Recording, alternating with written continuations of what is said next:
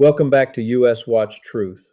Tonight at 1:47 in the morning, the most strategically vital naval installation in the eastern Mediterranean ceased to exist as a functional military asset.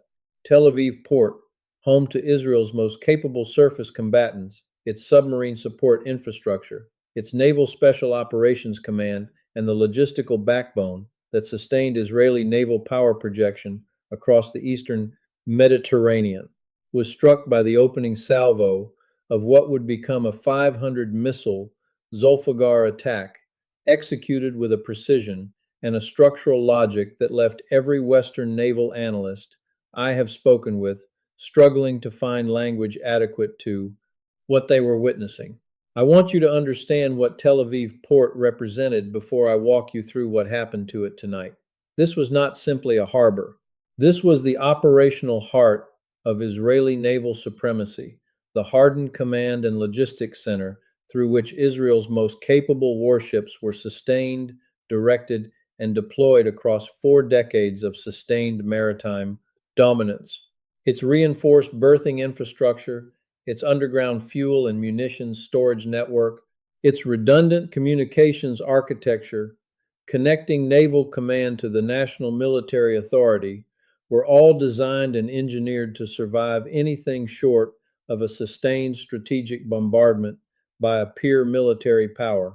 Every Western naval assessment I have reviewed concluded that Iran could not generate the targeting precision, the missile volume, or the coordinated strike architecture necessary to defeat Tel Aviv Port's layered protection in a single operational sequence. Every one of those assessments was wrong. 500 Zolfaghar ballistic missiles, arriving in sequenced waves over 33 minutes, did not merely damage Tel Aviv Port, they erased it. Systematically, methodically, berth by berth, storage facility by storage facility, command node by command node, until the entire installation was burning wreckage and the IDF Navy had ceased to exist as an operational fighting force. And in Washington, the response was not force. It was silence, a silence that speaks more clearly about the true state of American strategic confidence than any official statement ever could. This is U.S. Watch Truth. What I am about to walk you through is the most consequential naval analysis I have ever produced on this channel. Stay with me for every word of it. 4 questions are going to drive everything I cover tonight, and I need you to hold all 4 of them in your mind as we move through the analysis, because each one connects to the others in ways that only become fully visible when you see the complete picture. First, how did 500 Zolfaghar missiles penetrate and destroy a naval installation that Western assessments had judged survivable against any conventional Iranian strike package? And what does the operational sequence of the Tel Aviv port strike reveal about the true depth of Iranian maritime, targeting intelligence, and weapons integration capability that I believe we have been systematically underestimating for years? Second, what is the Zolfaghar, and why does its specific technical configuration make it uniquely lethal against exactly the kind of hardened port infrastructure that Israel spent decades and billions of dollars constructing at Tel Aviv? Third, what drove Washington's decision to respond with silence rather than force, and what does that silence signal to every nation that has structured its naval security around assumptions of American intervention? And fourth, what does the erasure of IDF naval power and Washington's paralysis mean for the global order, American extended deterrence, and the accelerating multipolar transition that Iran, Russia, and China have been engineering for over a decade? Every answer is coming in full depth. I am not going to soften any of it. Stay with me. Before I go any further into the analysis, I need to ask something of everyone watching right now.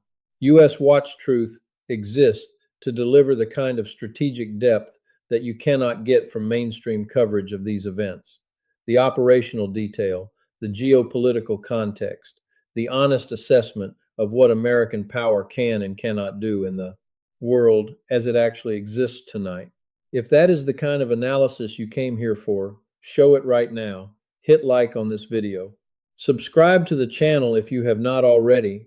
Share this across every platform and network you use, and drop your own strategic assessment in the comments below. I read everything my community produces in the comments section, and I engage with the analysis you bring to the conversation. The discussion this content generates is as important to me as the content itself. Now let me get into the full picture of what happened at Tel Aviv Port at 1:47 this morning. The erasure of IDF naval power was not the product of overwhelming numerical force alone, though I want to be clear that 500 missiles was certainly a volume sufficient to saturate any realistic defensive response given the state of Israeli interceptor inventories following weeks of sustained attrition operations that had been systematically draining those inventories before tonight's strike ever launched. What made the Tel Aviv port strike operationally decisive rather than merely destructive was the architectural intelligence embedded in its design, the degree to which Iranian military planners had clearly developed a precise and extraordinarily detailed understanding of the port's physical layout, its berthing schedules, the specific structural characteristics of its underground storage network, and the exact sequencing of munitions types required to defeat each layer of its protection from the perimeter inward. I have spent years studying Iranian military doctrine and its evolution, and what I am seeing in the Tel Aviv port strike is not improvisation. This is the operational expression of a maritime denial doctrine that has been maturing for over 2 decades. Iranian intelligence collection against Tel Aviv port was a sustained multi-source operation, drawing on satellite imagery analysis, signals intelligence intercepts, human intelligence networks embedded in the regional maritime environment, and detailed technical analysis of Israeli naval infrastructure development that has been accumulating in Iranian targeting databases for years. The synthesis of those sources produced a targeting picture of extraordinary resolution, one that mapped not just the surface layout of the port, but the subsurface architecture of its storage and command network, the precise berthing positions of every major Israeli naval platform, and the specific vulnerability characteristics of each element of the installation's protection. This intelligence picture was the foundation on which the strike's operational sequence was built. The 500 Zolfaghar missiles were not launched against Tel Aviv port as an undifferentiated mass. They were organized into 5 distinct strike echelons, each targeting specific elements of the port complex in a sequence designed to progressively defeat its layered protection from the perimeter inward and from the defensive systems outward. The first echelon of 70 missiles launched at 1:47 in the morning. I want you to hold that time in your mind because everything that follows over the next 33 minutes proceeds from that moment with a precision that I find genuinely remarkable to analyze. Those 70 missiles targeted Tel Aviv port's organic air defense installations, specifically the naval Barak systems, the short-range interceptor batteries positioned around the port perimeter, and the radar infrastructure, providing the installation with its defensive sensor coverage. These missiles were configured with specialized warheads optimized for the destruction of radar antennas, launcher vehicles, and the communications equipment that connected the port's defensive systems to each other and to the broader Israeli air defense network. Within 3 minutes of the first echelon's arrival, Tel Aviv port's organic air defense network had been effectively neutralized. Every subsequent echelon would operate in an essentially uncontested strike environment. That is the first thing I need you to understand about the operational architecture of what happened tonight. The second echelon of 110 missiles arrived at 1:53 in the morning and targeted the berthed surface combatants directly. What Iranian targeting intelligence had achieved here is something I want to dwell on because it represents a capability that Western naval intelligence had not attributed to the Iranian program at this level of precision. The strike planners had mapped the precise berthing positions of every major Israeli naval vessel with a resolution sufficient to direct individual missiles against specific ships. Sa'ar-class corvettes, Lahav-class frigates, and the missile boat flotillas that form the operational core of IDF naval strike capability were struck simultaneously across multiple berths, generating fires and secondary munitions explosions that spread rapidly through the tightly clustered naval formation. The secondary explosions generated by Israeli naval munitions cooking off in the fires spread destruction far beyond the direct impact zones of Iranian missiles. Iranian planners had clearly modeled this secondary effect and incorporated it into the strike architecture. The third echelon of 100 missiles arrived at 1:59 in the morning, targeting the submarine support infrastructure of Tel Aviv Port. I want to be specific about what this means because the strategic implications extend well beyond the physical destruction of facilities. Iranian targeting intelligence had identified and mapped the specialized maintenance facilities, the weapons loading systems, the torpedo handling infrastructure, and the command infrastructure that connected IDF submarine operations to National Naval Command with sufficient precision to direct missiles against each of these specific elements simultaneously.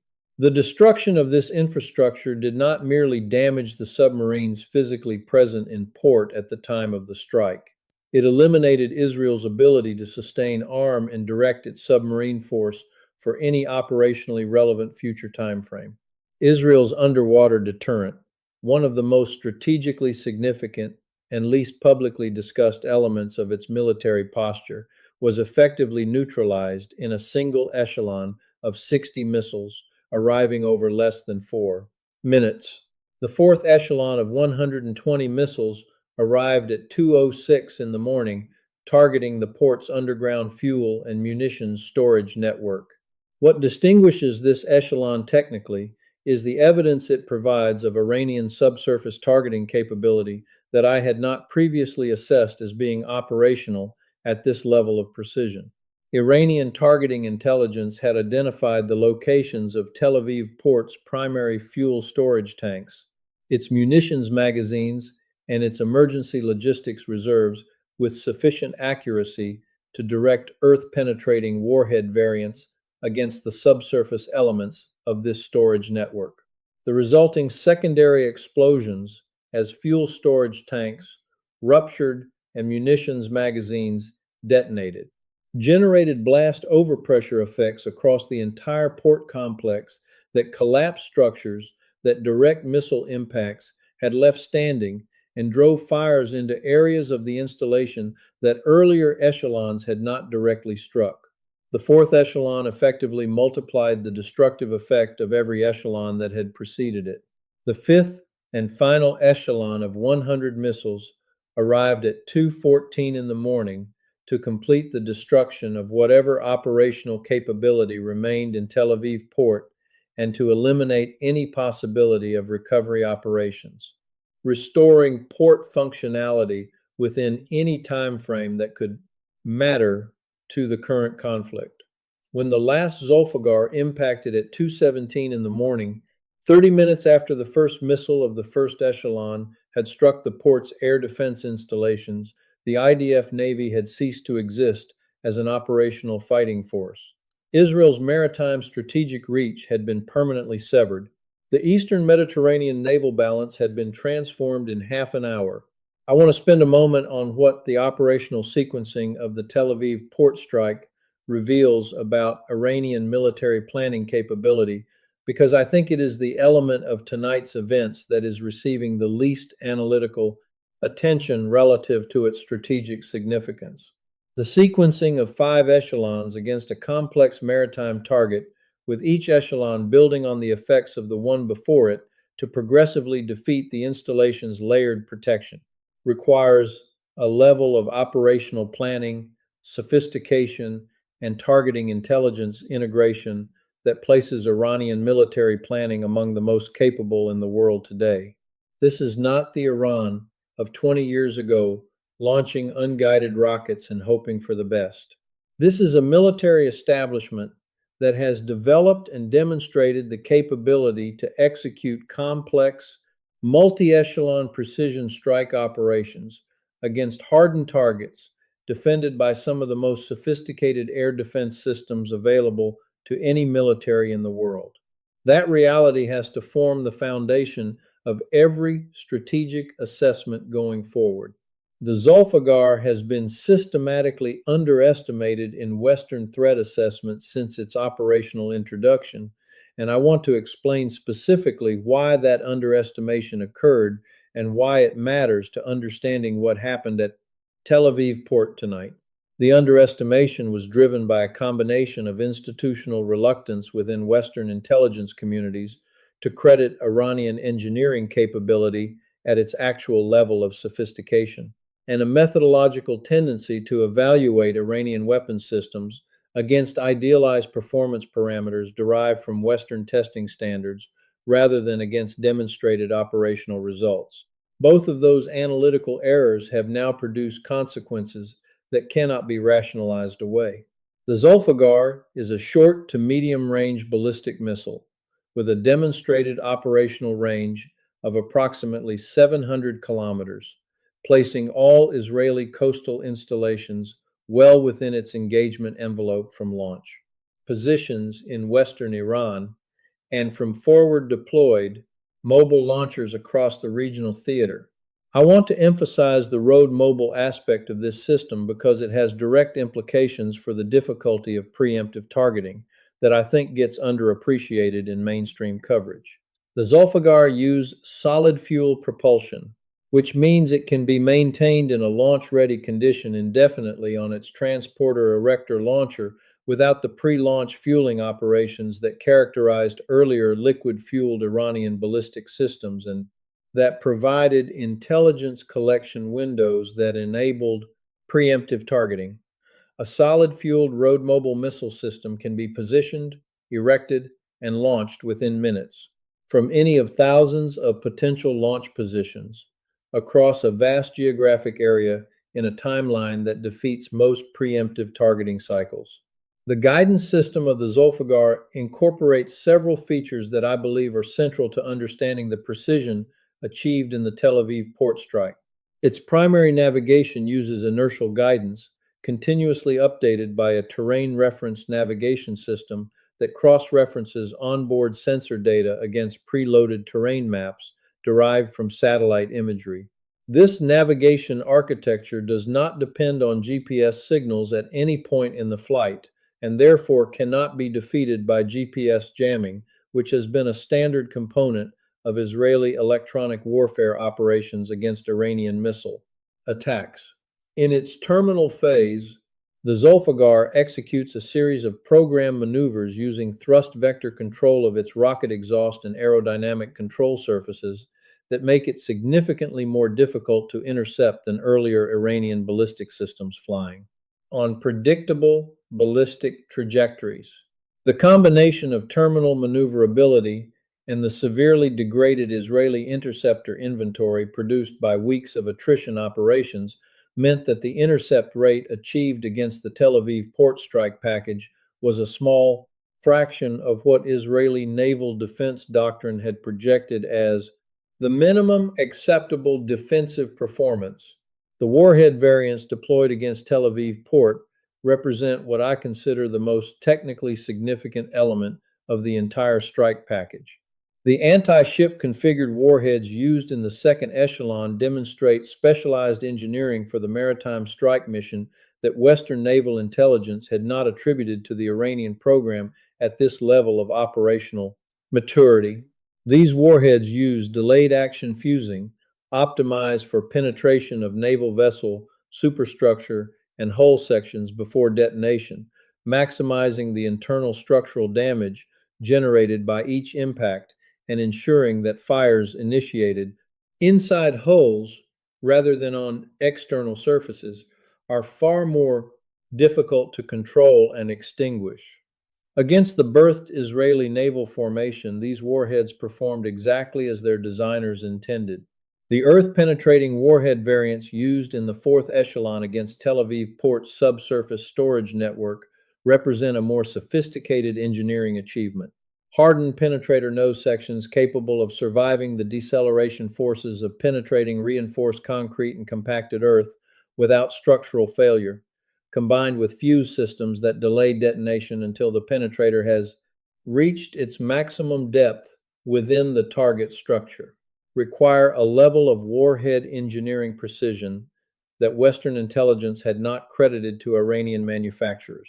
The subsurface detonation depths achieved against Tel Aviv Port's underground storage infrastructure exceeded the maximum penetration capability that Western assessments had attributed to the Zolfaghar's warhead variants by a fave margin that has generated significant reassessment within the technical intelligence community. The incendiary payload variants used to initiate and sustain the fires that spread destruction through Tel Aviv. Port's fuel-rich naval environment demonstrate that Iranian strike planners had modeled the secondary fire propagation dynamics of the port complex and incorporated deliberate fire initiation as an operational element rather than treating it as an incidental consequence of the missile impacts. The fires that burned through Tel Aviv port in the hours following the strike were not accidents. They were a design feature of the attack architecture, and the port's fuel storage concentration made it a particularly effective environment for this element of the strike plan. The production and coordinated operational deployment of 500 Zolfaghar missiles in a single strike sequence represents an industrial achievement that validates assessments of Iranian missile manufacturing capacity that were previously dismissed within mainstream Western analytical communities as significant overestimates driven by Iranian propaganda. The solid fuel propulsion systems, the precision guidance components, the specialized warhead variants across multiple configurations, and the launch infrastructure required to coordinate 500 missiles into 5 sequenced echelons against a single complex target represent a manufacturing and logistics achievement that confirms Iran's defense industrial base has reached a level of capacity and sophistication that places it among the most capable missile producing nations on Earth. Washington's response to the erasure of IDF naval power was silence. I want to be precise about what I mean when I say that, because silence is not the absence of a decision. Silence is a decision. It is the decision that the cost of a credible military response to the Tel Aviv port strike exceeded what the American political and military establishment was prepared to pay, and that the least damaging available option was to say nothing and hope that the absence of an American response could be characterized as something other than what it visibly was to every government watching tonight. It cannot be so characterized. Every government watching tonight knows what Washington's silence means. I know what it means, and I think the American public deserves to hear it stated plainly rather than wrapped in the institutional language that turns strategic failures into tactical adjustments and retreats into repositioning operations. Washington blinked. The question I want to answer for you tonight is why and what the implications of that blink are for every security relationship the United States maintains around the world. To understand the decision that produced Washington's silence, I need to walk you through the threat environment that American military planners have been operating in since the beginning of the current conflict and how that environment has been progressively transformed by Iranian operational demonstrations. American willingness to intervene militarily in defense of Israeli interests has always rested on a threat calculus that weighted Iranian anti-ship and anti-base missile capability against the defensive capacity of American military assets, and concluded that the risk was manageable, that American forces could operate in the Eastern Mediterranean and Persian Gulf theater without facing missile threats capable of generating catastrophic losses to major American military platforms. That calculus has been systematically invalidated by each successive Iranian operational demonstration over the preceding weeks. The early precision cruise missile strikes proved Iranian targeting of fixed military installations to be far more accurate than American assessments had projected. The anti-ship ballistic missile test demonstrated Iranian capability to engage moving naval targets at ranges that exceeded American defensive intercept envelopes. And tonight, the Tel Aviv port strike has added a specific and decisive new data point that I believe drove Washington's silence more than any other single factor. A nation that can coordinate 500 ballistic missiles against a single complex maritime target, defeat its layered protection in sequenced echelons, and achieve the subsurface penetration depths demonstrated against Tel Aviv Port's underground storage infrastructure, possesses a targeting precision and a weapons integration capability that makes every American surface combatant and every American military installation in the Eastern Mediterranean theater a viable and potentially catastrophically vulnerable target. The Zolfaghar that erased Tel Aviv Port's naval infrastructure can be targeted against American warships. The operational coordination that sequenced 500 missiles into five echelons against a fixed maritime target can be applied to the development and execution of coordinated saturation attacks against American naval formations, operating anywhere within the Zolfaghar's 700-kilometer engagement envelope. American naval commanders in the Eastern Mediterranean are not facing a theoretical risk tonight. They are facing a demonstrated operational capability directed by a military establishment that has shown both the willingness and the precision to use it against hardened targets defended by sophisticated air defense systems. Inside the Pentagon, the deliberation that produced Washington's silence was short and, by all accounts, deeply contentious, reflecting the fundamental tension between the operational imperative of protecting American military assets from a demonstrated lethal threat and the strategic imperative of maintaining a forward posture that signals American commitment to the security of its most important regional ally. The operational imperative won, and in winning, it sent a signal to every watching government that I believe will prove more strategically consequential than any military action Washington could have taken tonight. The signal is this: American forces will not be committed to environments where Iranian missile capability has demonstrated the ability to generate catastrophic losses against major American military platforms. Regardless of the alliance commitments and security assurances that American credibility depends on honoring, that signal is now out. It cannot be recalled. And it will shape the strategic calculations of every government that has previously structured its security arrangements around the assumption of American reliability under operational pressure. The domestic political consequences of Washington's silence are severe and immediate. Congressional leaders who have been providing political cover for the administration's Middle East strategy are now confronting a situation that cannot be rationalized into a defensible narrative for domestic consumption. The erasure of IDF naval power in 33 minutes by Iranian ballistic missiles, followed by Washington's visible decision to respond with silence, is not a development that can be successfully characterized as a strategic pause, a calibrated non-escalation. It is a failure of deterrence. The American political system retains the capacity to recognize that reality and to respond to it with the anger and the demand for accountability that it deserves.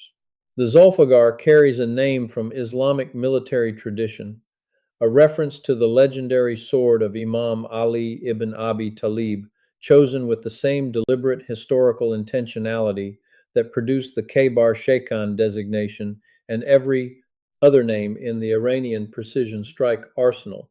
I want to spend time on this because I think the strategic consciousness embedded in Iranian weapons naming conventions tells us something genuinely important about the adversary. We are dealing with that purely technical analysis.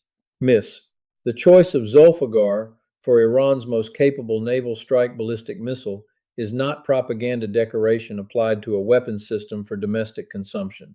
It is a statement about how Iranian strategic culture understands the current conflict and its place in a longer historical narrative of resistance, self-reliance, and what Iranian strategic culture views as ultimate vindication against materially superior adversaries who lack the will to sustain a long strategic competition. This historical consciousness is embedded in how Iranian military and political leaders make decisions, absorb costs, and maintain institutional commitment to long-term strategic objectives under conditions of sustained external pressure that would fracture the decision-making cohesion of most other governmental systems. The Iranian military establishment that planned and executed the Tel Aviv port strike did not do so as a reactive improvisation or as a gamble driven by short-term tactical desperation. It did so as the latest operational expression of a maritime denial doctrine that has been developing and maturing for over 2 decades. A doctrine built on the recognition that Iran could not match Western naval power platform for platform, but could render Western naval power strategically irrelevant by developing the precision strike capability to destroy naval infrastructure faster than it could be replaced, defended, or operationally sustained. I want you to contrast that strategic patience with the decision-making cultures visible in Washington and Tel Aviv tonight, because the contrast is instructive in a way that goes beyond the immediate events. American strategic culture prizes speed, decisiveness, and the projection of overwhelming force in short engagements that produce clear outcomes within the attention span of democratic political systems. Israeli strategic culture prizes the qualitative edge, the technological advantage, and the rapid resolution of conflicts before sustained attrition can neutralize the advantages of a small, highly capable military operating against much larger adversaries. Both of these strategic cultures have been comprehensively outplayed tonight by an Iranian strategic approach built on patience, on preparation that extends over decades rather than years, and on the willingness to absorb extended external pressure while systematically building the capabilities necessary to defeat adversaries who are stronger in the short term, but whose will and institutional coherence erode over the long arc of strategic competition. That is not a temporary advantage that Washington can neutralize by deploying more assets or spending more money. It is a structural feature of the strategic competition that the American national security establishment has been refusing to honestly assess for years. Tonight's events have made that honest assessment unavoidable. The erasure of IDF naval power and Washington's silence have compressed the timeline of the global power transition that the preceding weeks of conflict had already set dramatically in motion. What might have unfolded over months of gradual strategic adjustment has been forced into days of acute realignment as governments around the world process the implications of what happened at Tel Aviv Port and recalibrate their strategic positions accordingly. I want to walk you through what I believe are the four most consequential second-order effects of tonight's events, because I think they are being dramatically underreported in the coverage I am seeing, and they represent the dimension of this story that will matter most over the coming months and years. The first is the transformation of Eastern Mediterranean maritime security. For 4 decades, the Eastern Mediterranean has been what I would characterize as a mare nostrum of American and Israeli naval dominance, a maritime space in which the combination of American carrier strike group presence and Israeli naval strike capability enforced a security order that served Western strategic interests, and that every regional actor had to factor into their calculations. That order ended at 2:17 this morning when the last Zolfaghar impacted at Tel Aviv Port. The maritime supply corridors that sustained Israeli military operations, the naval strike capability that projected Israeli power beyond its coastline, and the submarine deterrent that formed a critical and largely undisclosed element of Israeli strategic posture have all been eliminated. Every actor in the Eastern Mediterranean is now recalculating its strategic position against the reality of Israeli naval absence and demonstrated American unwillingness to contest Iranian strike capability with American military assets. The second consequential effect is the accelerating structural crisis of dollar dominance. Oil prices have now crossed thresholds that financial analysts are describing in terms previously reserved for the most extreme theoretical scenarios, and the connection between Iranian operational demonstrations and dollar structural vulnerability is more direct than mainstream financial coverage, is acknowledging the Gulf states, whose sovereign wealth funds hold trillions of dollar-denominated assets, are conducting emergency strategic reviews that will inevitably produce portfolio adjustments of a scale sufficient to accelerate the structural decline of dollar dominance in global trade settlement. The alternative financial infrastructure that China has been building for over a decade is now the infrastructure that a growing number of sovereign wealth managers, central bankers, and trade finance officials across the global south are actively choosing to engage with as the American financial architecture loses the credibility that proximity to credible military power has historically provided it. The third effect is the strategic harvest being collected by Russia and China from Iranian operational success.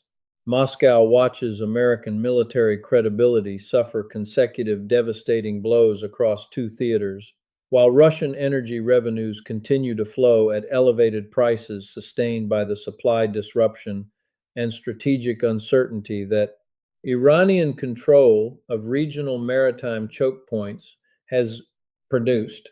Beijing watches the dollar system enter its deepest structural crisis in 50 years, while the yuan-based trade settlement mechanisms it has been patiently developing are adopted at accelerating rates by nations that have concluded the American financial architecture can no longer be relied upon as the stable operating foundation of global commerce. Neither Russia nor China had to fire a single weapon to achieve these strategic benefits. They harvested them from Iranian operational success that they had years to prepare to exploit.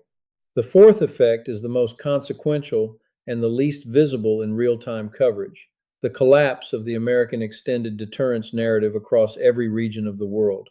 The American security guarantee, the foundational promise that a fleet will be present, that carriers will arrive, that overwhelming American military power stands behind every formal alliance commitment and every informal security assurance that Washington has offered to every aligned government since the end of the Second World War, has now been tested twice by Iranian operational capability in a single conflict and found to have limits that no official American communication had ever acknowledged.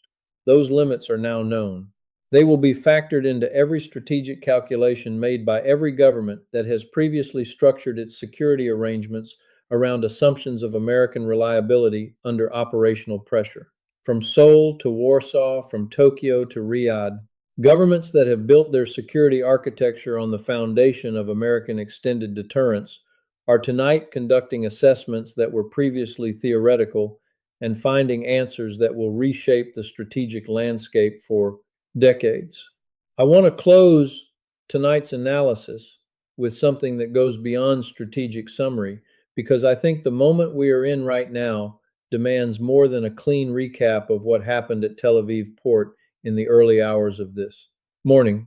What I want to do in this final section is step back from the operational detail, step back from the weapons specifications and the echelon sequencing and the interceptor inventory calculations, and talk honestly about what tonight means, not just militarily, not just geopolitically, but structurally for the world that everyone watching this channel has spent their entire life navigating, and that has, in the space of 33 minutes, changed in ways that cannot be undone.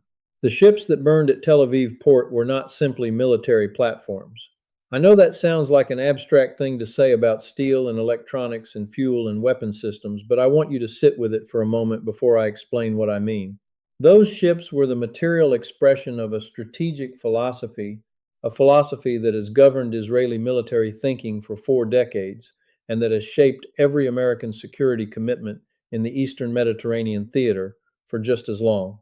That philosophy held that qualitative naval superiority backed by American commitment and sustained by the most sophisticated military technology that Western defense industries could produce, could sustain Israeli maritime dominance against any adversary Iran could plausibly field across any operational time frame that mattered. It held that the combination of Israeli technological excellence and American strategic weight was a guarantee, not just an advantage. A guarantee that the sea lanes would remain open, that the submarines would remain operational, that the naval strike capability would remain intact, regardless of what Iran chose to do or what Iran chose to build. 500 Zolfaghar missiles arriving in 5 sequenced echelons over 33 minutes have delivered the definitive verdict on that philosophy. And I need to be absolutely direct with you about the nature of that verdict because I think there is going to be a significant effort in the days ahead to soften it, to reframe it, to wrap it in analytical language that makes it sound like a setback that can be absorbed and corrected rather than a structural failure that cannot be reversed. The verdict is not ambiguous. It is not subject to reinterpretation by optimistic strategic reassessment. It is not a data point that fits into existing frameworks with minor adjustments. It is a verdict that breaks those frameworks entirely and demands new ones built on honest foundations rather than comfortable assumptions. Washington's silence tonight is not a pause before a response. I want to say that clearly because I know that the official communications coming out of Washington in the hours ahead are going to work very hard to characterize it as something other than what it is. They are going to use language about calibrated restraint and escalation management and strategic patience. They are going to talk about diplomatic channels and multilateral frameworks and the importance of avoiding broader regional conflict. All of that language is going to be doing one job and one job only, which is to provide a narrative cover for a silence that is in its strategic essence, a decision that the cost of a credible military response to the erasure of IDF naval power exceeded what the American political and military establishment was prepared to pay tonight. I respect my audience too much to participate in that reframing. Washington's silence is the response. It is the complete response. And what it communicates to every government watching tonight is something that no amount of official language can obscure for the audiences that matter. The strategic decision makers in every capital from Riyadh to Seoul, from Warsaw to Tokyo, from Ankara to Jakarta, who are tonight updating the threat assessments and alliance reliability calculations that govern their most fundamental security decisions. What it communicates is that American extended deterrence has limits, operational limits, limits that are reached when Iranian missile capability has demonstrated the ability to generate catastrophic losses against major military platforms, whether Israeli or American, faster than any defensive architecture can prevent. Those limits were tested twice in this conflict, once in the Persian Gulf and once in the Eastern Mediterranean. And both times the American response confirmed that the limits are real. That confirmation is now a permanent feature of the strategic landscape. It cannot be walked back by a press conference or a carrier deployment or a strongly worded congressional resolution. It is known, and it will be factored into every strategic calculation made by every government that has previously structured its security arrangements around the assumption of American reliability under operational pressure. I want to be honest about what that means for those governments, because I think it is the dimension of tonight's events that carries the most consequence over the longest time frame. Every formal American alliance commitment, every informal security assurance, every extended deterrence guarantee that Washington has offered to aligned governments since the end of the Second World War rests ultimately on one thing: not on treaty language, not on military capabilities, though those matter enormously. It rests on the demonstrated willingness of American forces to remain in harm's way. When harm becomes real, when the missiles are actually flying, when the cost of honoring the commitment becomes concrete rather than theoretical. A Washington that responds to the erasure of its most important regional allies' naval power with silence has provided the clearest possible operational demonstration that this willingness has limits. And governments that have built their entire security architecture on the foundation of American reliability are tonight conducting assessments of what those limits mean for them that were previously theoretical exercises and are now existential calculations. The question I want to leave with you tonight is the question that I believe is the most important strategic question being asked in any capital anywhere in the world right now. In a world where Iranian operational capability has demonstrated the power to erase a major Allied military force in 33 minutes and produce silence from Washington, what does American extended deterrence actually mean? What is it worth? And what should every government that has built its security on that foundation be doing right now to hedge against the reality that the foundation may be less solid than they were told? I do not have a clean answer to that question tonight. I do not think anyone does. What I have is the commitment to keep asking it honestly, to keep following the evidence wherever it leads, and to keep delivering the analysis to this community without softening the conclusions when they point somewhere difficult. That is what U.S. Watch Truth exists to do. And if that is the kind of analysis you came here for tonight, I need you to make this video reach the people who need to see it. Share it across every platform you use. Send it to the people in your life who are trying to make sense of what is happening in the world right now. Hit like if this analysis gave you something that the mainstream coverage of tonight's events did not. Subscribe to this channel if you want to be here for every development that follows, because I promise you that the story of what comes after Tel Aviv Port is only beginning, and the chapters ahead are going to demand the same depth of honest analysis that I have tried to bring to you tonight. Get into the comments with your own assessment. Tell me where you think I have this right and where you think I have it wrong. Tell me what questions tonight's events are raising for you that I have not addressed. The conversation this community generates around this content is as important to me as the content itself, and I engage with everything you bring to it. I will be here for every chapter of what comes next. U.S. Watch Truth does not look away when the analysis gets difficult. We will not start tonight. Stay locked in.